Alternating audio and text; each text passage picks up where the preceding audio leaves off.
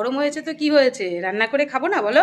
একদম রান্না করে খেতে হবে তো, বেশ ভালোভাবে রসিয়ে কষিয়ে খেতে হবে। আমরা তো এই খাওয়া খাওয়া করেই একদম শরীরটাকে শেষ করে দিচ্ছি, যে খেতে হবে খেতে হবে, তাই না?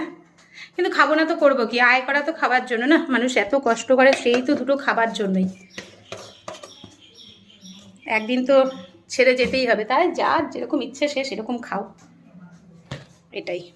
আমার দিদি যেরকম বলতো, আমার দিদি আগে একটা কথা বলতো, দেখ বোন, তুইও মরে যাবি আমিও মরে যাব, ঠিক আছে? আমাকে যখন আর কি, ওকে যদি আমরা বলি তো স্বর্গে আর কি এরকম, যে আমি যখন স্বর্গে যাব তখন আমাকে ভগবান বলবে তুই কি কি করেছিস আর কি জীবনে, তখন আমার দিদি বলবে আমি সব কিছু খেয়েছি।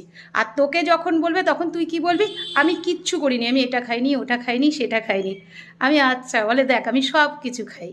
ও সত্যি সব কিছু খায়, কিন্তু ওর শরীরটা খুব খারাপ, একটু কন্ট্রোল করা উচিত, কিন্তু ও একদমই কন্ট্রোল করে না, ওর জিভটা কন্ট্রোলে নেই তার জন্য। আর আমার সেটা কন্ট্রোলে আছে।